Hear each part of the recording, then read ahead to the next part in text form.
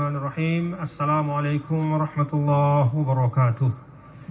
Alhamdulillah wassalatu wassalamu ala habibina Rasulillah wa ala alihi wa sahbihi wa man walah, amma ba'du. Qala Allah Ta'ala fi kitabihil karim wa huwa asdaqul qailin. A'udzu billahi minasy syaithanir rajim. Bismillahirrahmanirrahim. Ayyaman ma'dudat. فمن كان منكم مريضا أو على سفر فعدة من أيام أخر وعلى الذين يطيقونه فدية طعام مسكين فمن تطوع خيرا فهو خير له وأن تصوموا خير لكم إن كنتم تعلمون. Shadaqallahul azim. Para jamaah sekalian yang dirahmati Allah, ayat 184 dan 185 yang dibaca tadi, alhamdulillah merupakan kelanjutan dari ayat yang sudah kita baca minggu yang lalu, yang merupakan ayat yang tadullu ala aslil wujub, yang menunjukkan pokok dari kewajiban puasa. Jadi ayat yang lalu itu adalah ayat yang merupakan pokok kewajiban puasa. Ya, jadi wajibnya kita puasa adalah dengan ayat yang lalu itu, 183.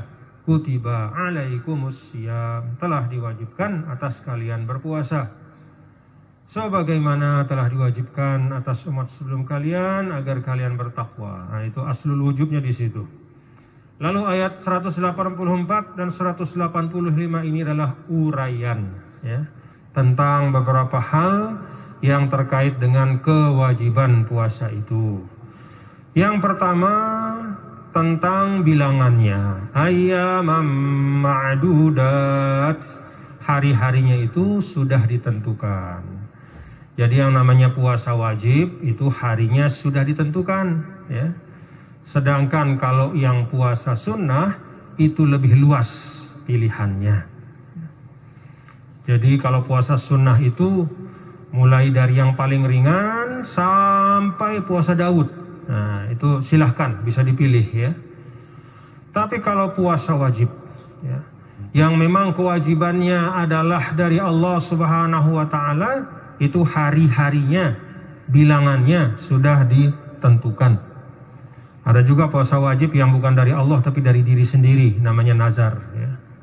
Jadi kalau bernazar, saya bernazar mau puasa 3 hari, kalau saya misalnya ranking 1 misalnya, nah, itu jadi wajib dia. Tapi bukan Allah yang mewajibkan, kita yang mewajibkan, ya. Maka di situ dipersilahkan, ya. Mau hari Senin sampai Rebu berturut-turut boleh, atau dari Senin selang Rebu, selang kemudian nyambung lagi Sabtu, ya, boleh juga gitu, ya. Tapi yang kewajiban dari Allah Ta'ala yang kutiba alaikumus syiyam itu, ya, itu hari-harinya sudah ditentukan. Ayyamam ma'dudat, ini tentang harinya, ya, bilangannya 29 atau 30. Lalu siapa, ya, umat Muhammad sallallahu alaihi wasallam yang wajib atasnya puasa, ya. Keadaan-keadaan seperti apa, ya. Faman kana minkum maridan aw ala safarin fa'iddatun min ayyamin ukhar. Nah, jadi penjelasan tentang siapa-siapa yang wajib berpuasa itu didahului oleh Allah dengan pengecualian yang boleh tidak puasa. Nah, ini yang disebut kata para ulama sebagai min mazahiri syafaqatihi ala ummatihi ala ibadihi, ya, sebagai tanda bahwa Allah itu selalu mendahulukan kasih sayang, memberikan keringanan kepada hambanya. Jadi pengecualian yang didahulukan, ya. Karena perbandingan antara orang sakit sama orang sehat itu kan pasti lebih banyak orang sehat. Tapi tentang orang sakit dulu yang dijelaskan di sini. Ya repot juga kita kalau perbandingannya terbalik ya. Jadi lebih banyak rumah sakit daripada rumah orang jadinya. Jadi hikmah Allah itu orang sakit selalu lebih sedikit daripada orang sehat. Istilahnya sakit itu adalah syai'un arid, yaitu hal yang pengecualian yang datang belakangan karena satu dan lain sebab. Nah ini yang didahulukan. Faman kana minkum maridha, maka siapa saja yang sakit ya. Tentu yang dimaksudkan dengan marad di sini atau sakit di sini adalah takhtallu ya mu'zam jawarihi ya, atau takhtallu mu'zam qudrati sawiyatihi, yang membuat dia tidak bisa berfungsi dengan baik melaksanakan kesehariannya. Sakit yang memang mempengaruhi seluruh fungsi ya, dia ya, membuatnya istilahnya secara sederhana nggak bisa ninggalin tempat tidur lah, kira-kira begitu. Tapi kalau sakit yang masih bisa jorak-jorak ya, sakit pusing-pusing sedikit gitu ya, atau luka-luka, benjol-benjol apa, ya itu cukup kasih minyak sumbawa, puasa tetap ya. Jadi sakit yang mempengaruhi ya. Dan ya, sakit yang apabila dia berpuasa maka dikhawatirkan akan menambah sakitnya dan bisa berujung pada kematian. Nah, orang yang seperti itu ya, yang sakit kayak begitu, au ala safar, atau dia sedang berada dalam perjalanan. Yang namanya ungkapan ala safar ini ya, orang sedang kelihatan ala safar, berada dalam perjalanan. Jadi bukan yang berniat ya. Jadi dia belum berangkat dari rumah, dia berencana, misalnya katakanlah ada rencananya mau perjalanan nanti siang naik pesawat misalnya, ada rencana nih, tapi dia belum ya. Lalu dia nggak mau puasa dari pagi. Pak kok ya saya ada rencana beli tiket nanti ke Jakarta, pesawat jam berapa? Jam 3. Benar berangkat? Ya ada rencana memang. Bukan ala safar itu. Dia mukim itu. Dia belum melakukan perjalanan. Ala safar di tengah perjalanan. Sudah ya, ansya'as safar, memulai perjalanan. Jadi bukan berencana. Ini makanya disebut ala safar.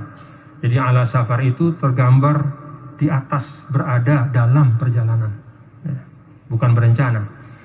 Nah yang seperti itu fa'iddatum min ayyamin ukhar, maka dia mengganti ya dengan hari yang lain. Artinya dia boleh tidak berpuasa, yaitu pada saat sakit atau berada dalam perjalanan. Kita sudah bahas kemarin sedikit tentang perjalanan. Yang dinamakan perjalanan yang membolehkan puasa adalah perjalanan wajib atau mubah, bukan perjalanan maksiat ya. Kalau perjalanan memukul orang pergi ya ke kutub utara, katakanlah jauh ya, beribu-ribu kilo, tapi niatnya mau bunuh orang di sana, itu tidak boleh. Dia tidak dapat rukhsah. Atau dia perjalanan ke suatu pertemuan, yang pertemuan itu ada berencana untuk membuat pemberontakan, membuat kejahatan apa, tidak boleh. Yang boleh itu adalah misalnya safar wajib ya. Ya kita misalnya orang tuanya nelpon dia, "Nak, cepat ketemuin ibu sekarang, saya minta harus datang sekarang." Misalnya ibunya di luar daerah ya, atau anaknya di luar daerah, ibunya di sini. Nah harus sekarang kamu pulang nak ya, itu wajib pergi langsung. Nah di dalam perjalanan itu dia boleh untuk tidak puasa, karena dia berada dalam perjalanan yang memang dia harus lakukan untuk memenuhi panggilan dari orang tuanya ya. Itu birrul walidain. Atau safar mubah ya, perjalanan yang umum yang boleh, dagang ya, pergi berdagang atau apa, itu boleh. Tapi kalau safar maksiat itu nggak boleh. Jadi safar di sini laisa ala itlaqihi, tidak boleh dimaknakan secara umum, tapi perjalanan yang baik-baik lah, kira-kira begitu. Wa 'alal ladzina yutiqunahu fidyatun ta'amu miskin. Dan atas mereka yang, nah ini di sini dua penafsiran ya. Penafsiran pertama mengatakan bahwa wa 'alal ladzina yutiqunahu fidyatun ta'amu miskin. Ini menunjukkan kepada saat di mana puasa itu dulu masih merupakan pilihan bagi yang sehat. Ya. Kalau bagi yang sakit dan yang musafir itu dia boleh tidak berpuasa, maka bagi yang sehat itu ada dua pilihan. Ini awal-awal dulu. Ya. Apa pilihan bagi yang sehat itu? Dia punya pilihan. Dia bisa puasa atau dia bayar fidyah. Islam memang seperti itu bapak-bapak ya. Banyak, bukan hanya masalah puasa, masalah khomer ya, itu ada tahapannya. Tidak langsung diharamkan. Dijelaskan dulu, Pak, yang namanya minuman keras memang ada baiknya. Terutama bagi yang berdagang, dia dapat untung, tapi mudaratnya lebih banyak. Itu pertama. Lalu yang kedua, bapak-bapak kalau mau sholat jangan minum ya sebelum sholat. Sholat itu kan 5 kali. Artinya 5 kali dia ditahan untuk tidak minum minuman keras. Artinya apa? Semakin jauh dari khamr. Ya. Baru kemudian di akhir innamal khamru wal maisir wal ansab wal azlamu rijsum min amali syaitan fajtanibu. Baru di akhir kemudian setelah kuat siap, baru kemudian yang namanya khamr itu adalah kotoran syaitan, jauhi. Nah, itulah Islam ya. Termasuk dalam masalah warisan juga kan begitu ya, artinya harta yang ditinggalkan ya, dulu kan diwasiatkan, kemudian diminta untuk diwariskan kepada ahli waris. Nah itu tahapan-tahapan. Demikian pula ibadah puasa, ini juga bentuk pendidikan ya. Jadi kalau Allah saja memberikan tahapan dalam mendidik manusia, maka lebih-lebih kita ya. Ketika kita misalnya sebagai orang tua, itu anak-anak kita harus bertahap kita bang. Kita sebagai pemimpin di tengah masyarakat untuk mentradisikan sesuatu yang baik, ya, itu harus ada prosesnya. Semua ada prosesnya. Ya. Ini diajar oleh Al-Quran. Nah, sebagian ulama mengatakan wa 'alal ladzina yutiqunahu fidyatun ta'amu miskin. Ini artinya adalah bagi orang-orang yang mampu, ya, saat-saat awal dulu itu ada dua pilihan, ya. Dia boleh puasa dan boleh juga dia fidyah, yaitu memberikan fidyah ya, ganti, yaitu makan satu orang miskin ya. Ya kira-kira ukurannya 3/4 liter ya, atau 600 gram atau 3/4 liter lah ya. 1/4 daripada zakat fitrah ukurannya. Makan orang normal lah kira-kira ya. Jadi bukan makanannya orang yang sekali makan 4 piring itu ya, jadi makan normal. Nah, sebagian ulama yang lain mengatakan bahwa wa 'alal ladzina yutiqunahu itu adalah juga keringanan yang lain. Ya. Jadi yang tadi kan keringanan bagi orang yang sakit dan dalam perjalanan boleh tidak puasa, ganti di hari yang lain. Ada juga keringanan untuk orang-orang tertentu yang berat kalau dia puasa. Dia tidak sakit, ya. Dia tidak juga musafir, tapi keadaannya itu memberatkannya untuk puasa. Maka di sini dicontohkan seperti al-harim, orang yang sudah tua sekali. Dia memang tidak sakit, tapi sudah tua sekali. Dia tidak musafir juga, diam di rumah. Bisa dia puasa tapi berat sekali. Nah, disinilah diberikan fidyatun ta'amu miskin. Jadi untuk orang yang tua sekali, dia tidak puasa dan dia juga tidak wajib mengqadha, ya, tidak wajib mengqadha, tapi dia bayar fidyah. Itu tidak ada umur yang pasti, ya, tergantung keadaan masing-masing. Ada yang namanya orang tua sudah 85 tahun, segar masih bisa lari dia. Nah, itu puasa dia. Ada yang masih 70 tahun tapi memang sudah dinara tadah bahasa Sasaknya. Ya itu bayar fidyah, udah. Jadi tidak ada umur. Inilah hikmah Allah ya. Manusia itu beda-beda. Mahathir itu 92 tahun masih sehat dia. Jadi Perdana Menteri kemarin. Di tempat lain 92 tahun sudah kita tahlilkan dia. Ya. Itulah. Maka ukuran Allah itu yutiqun. orang yang berat sekali. Dia bisa tapi memberatkan luar biasa. Nah, itu orang tua misalnya.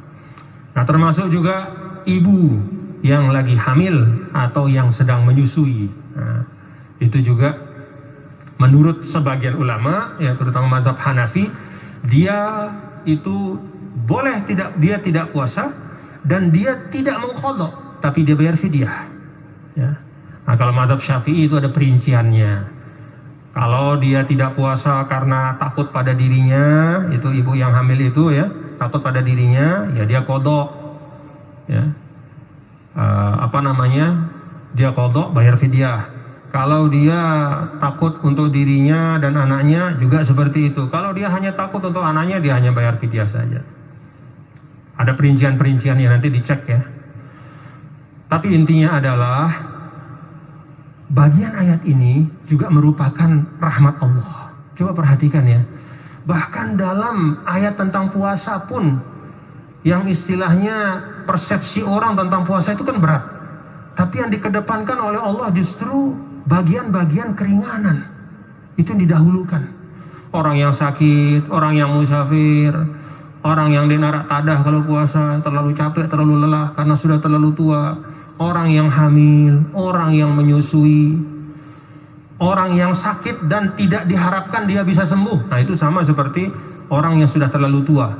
Orang sakit dalam bentuk sakit yang tidak bisa diharapkan sembuh, dia tidak wajib mengqadha.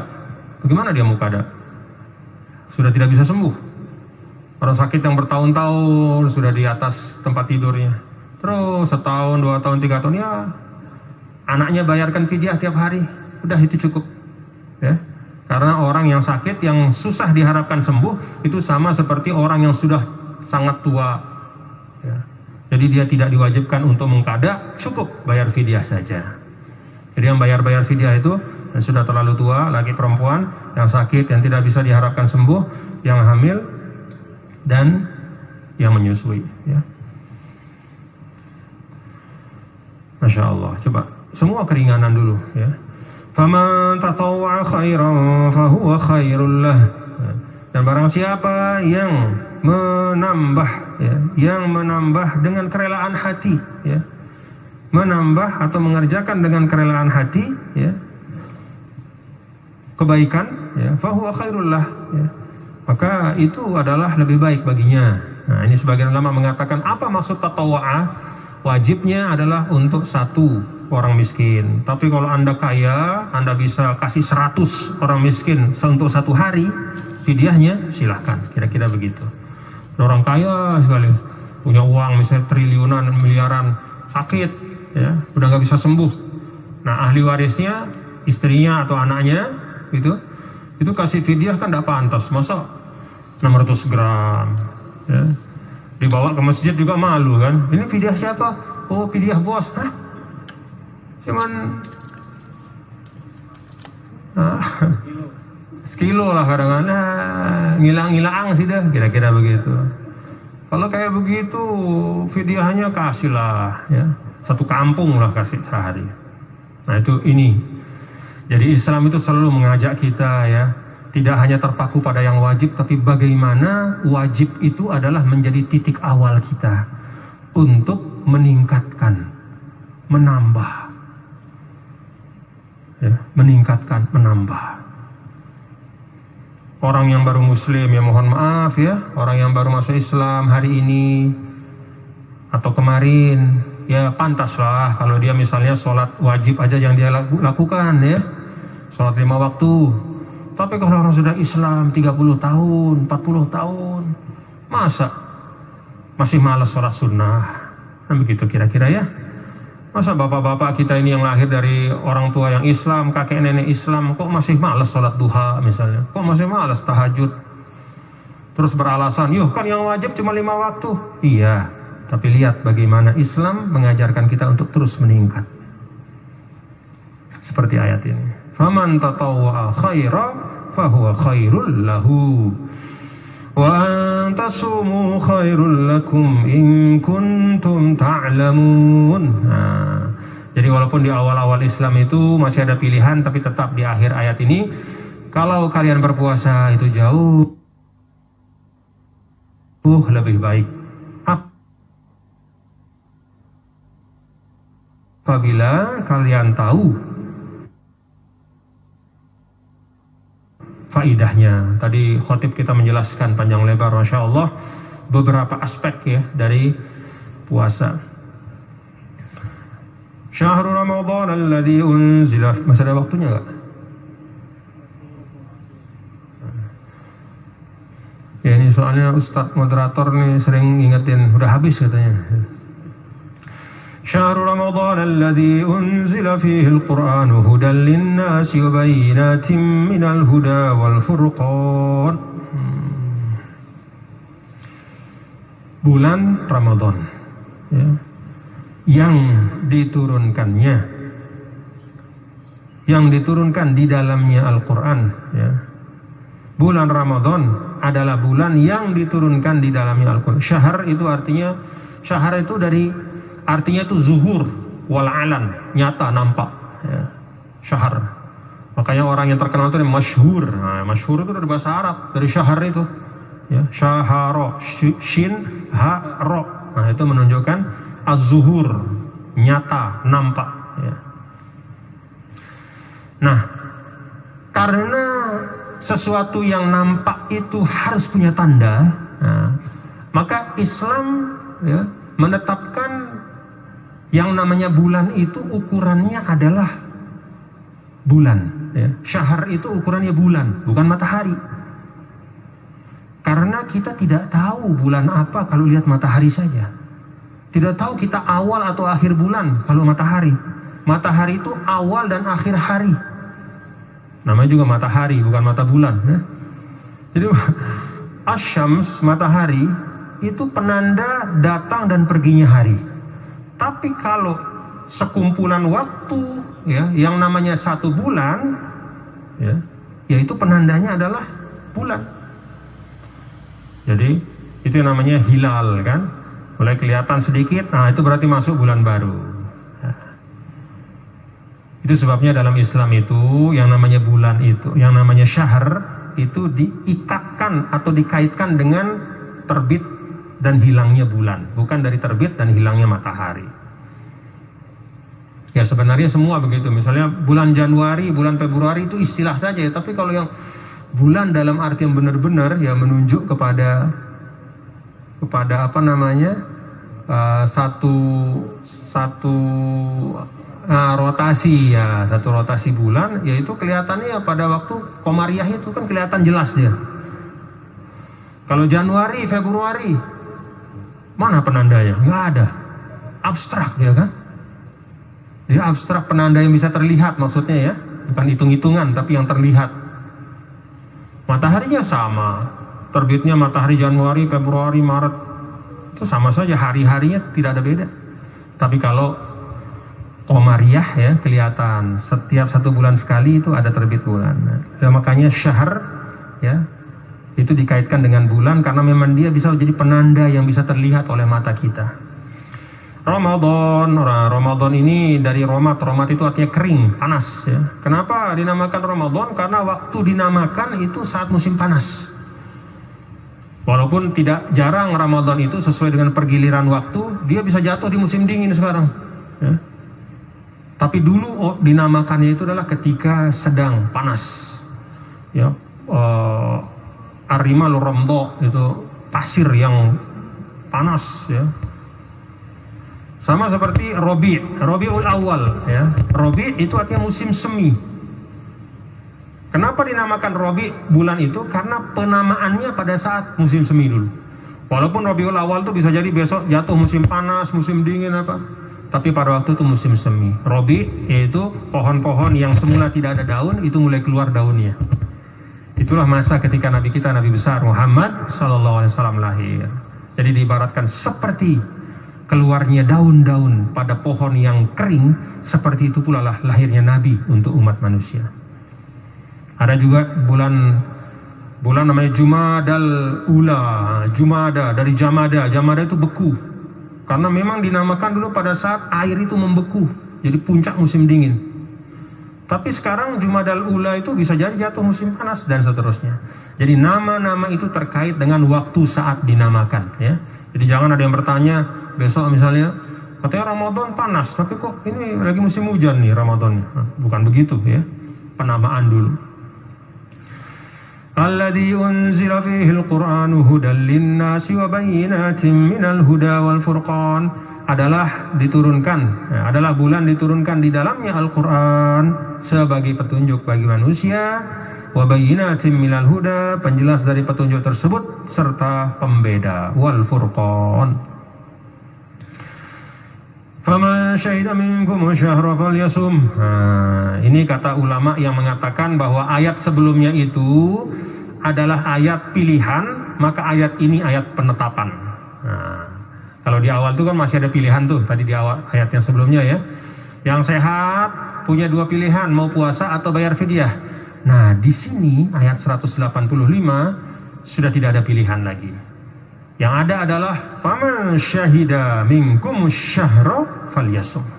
Bagi orang yang sehat, yang tidak ada halangannya, baik itu sakit atau dalam keadaan musafir, atau ibu sedang menyusui hamil, atau yang tadi itu yang kita sebut, maka bagi mereka semua syahida apabila melihat, menyaksikan, hadir pada Ramadan, walaupun dia tidak mau melihat dan menyaksikan, tapi dia ada dalam Ramadan, masih hidup, falyasum, maka wajib berpuasa.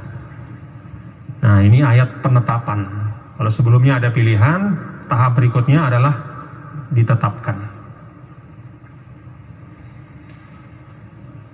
Nah, ketika sudah ditetapkan, apa yang masih tersisa dari tahap sebelumnya? وَمَنْ كَانَ مَرِيضًا أَوْ عَلَى سَفَرٍ فَعِدَّةٌ مِنْ أَيَّامٍ أُخَرَ. Ini tetap. Jadi istilahnya menghilangkan keraguan.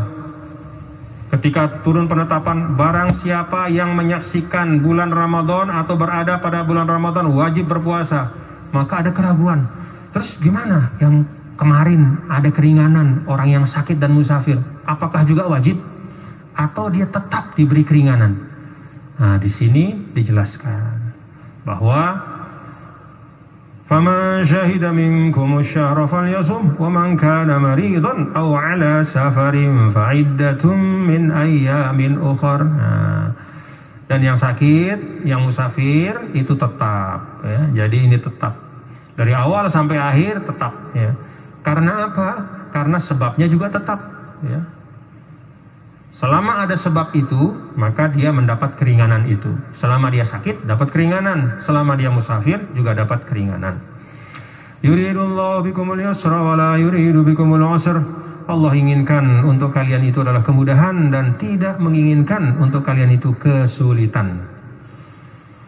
Masya Allah. Walitukmilul iddata walitukabbirullaha ala ma hadakum walitukmilul iddata, dan hendaklah kalian menyempurnakan bilangan, ya. Menyempurnakan bilangan ini kata sebagian ulama adalah terkait dengan ketika bulan pada tanggal 29 Ramadan itu belum terlihat, ya, maka Ramadan harus disempurnakan menjadi 30. Kan biasa orang ru'yah, ya, kalau sudah 29 sore itu ru'yah.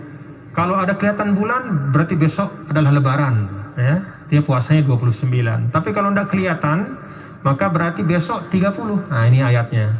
Walitukmilul iddata. Itu menurut sebagian ulama. Dan hendaklah kalian menyempurnakan bilangan. Walitukabbirullaha ala ma hadakum. Dan hendaklah kalian mengagungkan Allah atas apa yang telah Ia berikan petunjuknya. Nah, ini kata ulama merupakan dasar juga sehingga Nabi mengamalkan, ya, bahwa di akhir Ramadan, mulai dari malam takbiran, ya, besok Idul Fitri, tukabbiru. Allahu Akbar, Allahu Akbar, Allahu Akbar. Itulah litukabbiru. Hendaklah kalian mengucap Allahu Akbar, mengagungkan asma Allah. Wa la'allakum tashkurun. Dan agar kalian semua bersyukur. Masya Allah. Bersyukur atas apa? Ya semuanya. Satu perangkat. Nah, Bapak Saudara, Ya tentu panjang bahasan ya dalam ayat ini, tapi ada satu hal yang ingin saya garis bawahi di sini ya. Di ayat yang kita baca, Syahrul Ramadan alladzi unzila fihi al-Qur'anu hudal linnas. Jadi Al-Qur'an itu huda. Huda itu petunjuk. Apa sih petunjuk itu? Nah, kalau kata orang sederhananya ya, petunjuk itu asyai' al-muwassil lil ghayah bi aqsari thariq. Sesuatu yang menyampaikan Anda kepada tujuan dengan cara yang seringkas-seringkasnya. Contoh, ada perempatan nih. Ini kan perempatan ya, di perempatan Udayana ini. Kalau kita dari Ampenan, ya, kemudian kita lihat, misalnya kita dari Ampenan nih, mau ke Rembige, kan berarti kita belok kanan ya, betul ya? Ke kiri ya, betul. Ya itu lemah saya kanan kiri tuh. Ke kiri ya. Nah, pada saat kita belum tahu, ya, kita lihat pelang penunjuk arah di perempatan itu. Ada pelang menunjuk ke depan lurus, tulisannya Rembige. Itu petunjuk enggak? Petunjuk enggak? Hah? Walaupun ya seakan-akan dia memberi petunjuk, tapi dia bukan huda sebenarnya. Karena tidak terpenuhi syarat seringkas-ringkasnya. Benar kalau lurus itu sampai Rembige juga, tapi lewat kita apa namanya tuh? Sweta terus muter ya, lesehan-lesehan di mana tuh? Narmada apa itu apa? Nah, sayang-sayang, muter-muter sampai ke Rembige. Tapi kalau kata orang Sasak sudah ngangkot kita. Kalau jalan misalnya, aduh capek nih. Gara-gara tadi itu saya lihat petunjuk itu, saya pikir sampai Rembige dengan cepat, tapi ya sampai juga, cuman aduh, nah, itu bukan petunjuk yang baik. Petunjuk yang baik adalah di perempatan ini ada anak panah, tulisannya Rembige ke kiri, nah itu sampai cepat, belok langsung sampai.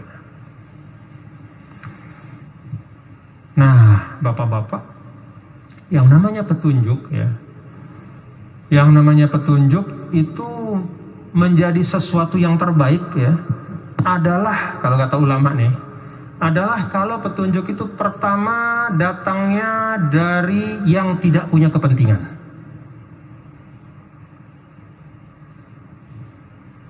Dan ini berlaku bukan hanya untuk sekedar arah jalan, tapi juga banyak hal.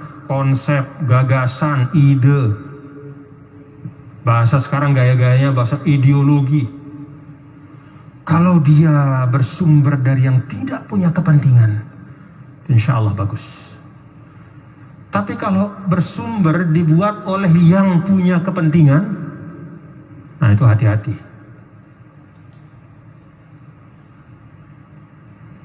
Ada sebagian orang, mohon maaf ya,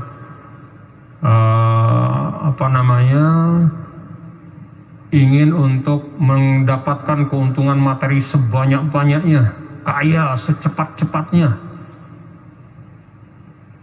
Dia buatlah paham namanya kapitalisme. Itu paham. Percaya enggak sama kapitalisme itu? Hati-hati. Yang bikinnya itu adalah yang punya kepentingan. Maka kalau ada ide gagasan ya, pastikan bahwa yang membuat ide gagasan itu yang tidak punya kepentingan. Siapa yang tidak punya kepentingan? Allah Ta'ala.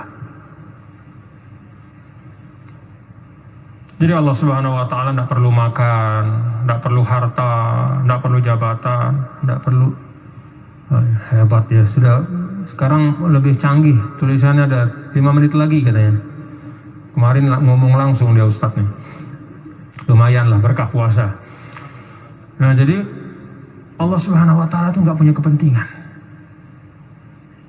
Maka hidayahnya itu ketika Allah wa aqimus shalah, laksanakan aja, pasti buat kita. Allah nggak perlu apa-apa. Tapi kalau di dunia kita perlu hati-hati. Saya bukan mengatakan bahwa semua orang di dunia punya kepentingan tidak baik, tidak. Tapi di dunia itu seringkali suatu gagasan ide bukan dari kemaslahatan umat, ya, apalagi kemaslahatan orang lain, yang didahulukan kepentingan kelompoknya. Itu satu. Yang kedua, pastikan bahwa ide, gagasan itu atau petunjuk itu adalah lahir dari yang betul-betul mengetahui.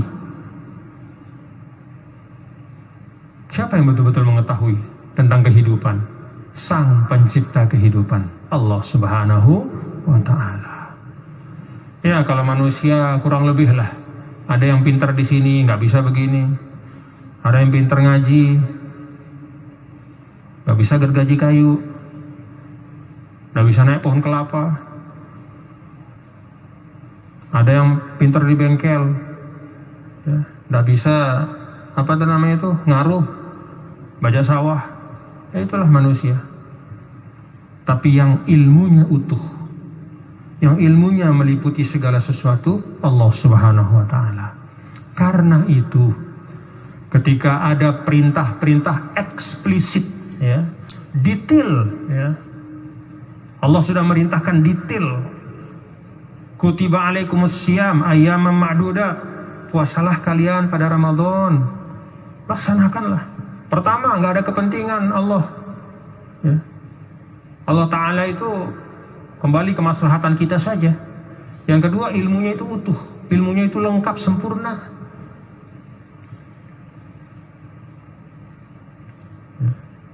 Nah, ada juga perintah Allah yang sifatnya umum. Nah, di situ kita bisa ada ruang buat kita untuk merumuskan dengan berdasarkan musyawarah.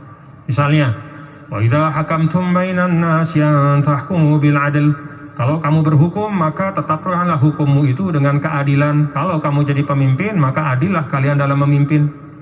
Ini kan pesan, nilai. Tapi bagaimana mewujudkan kepemimpinan yang baik, pemerintahan yang baik? Nah, itu musyawarah kita.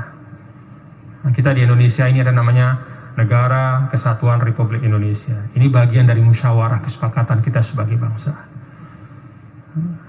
Paham ya Bapak-Bapak ya? Jadi ketika sudah eksplisit, ditetapkan, detail, nah, kalau ada kewajiban yang umum, ya yang umum itu yang kita pegang, nilai keadilannya yang kita tegakkan. Bentuknya macam-macam, bisa macam-macam. Ya. Alhamdulillahnya Bapak-Bapak Saudara, ya, banyak sekali tuntunan Allah itu yang memberikan ruang kepada kita, ya, khususnya dalam muamalah.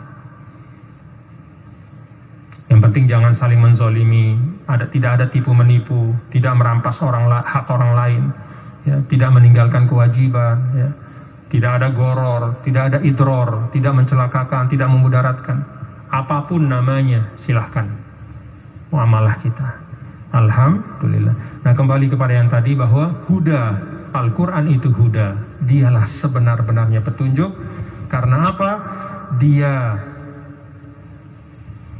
bersumber dari yang tidak punya kepentingan. Tidak ada vested interest. Allah tidak punya kepentingan politik, tidak punya kepentingan ekonomi, tidak punya kepentingan sosial, atau tidak punya kepentingan militer apa segala macam, tidak.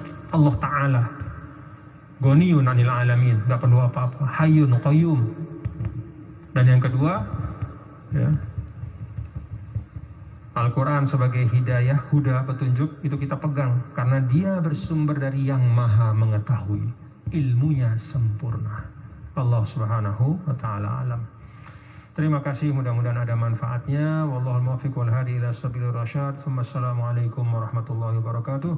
Rabbana taqabbal minna innaka antas samiul alim wa tub alaina innaka antat tawwabur rahim. Wa sallallahu ala sayyidina maulana Muhammad walhamdulillahi rabbil alamin.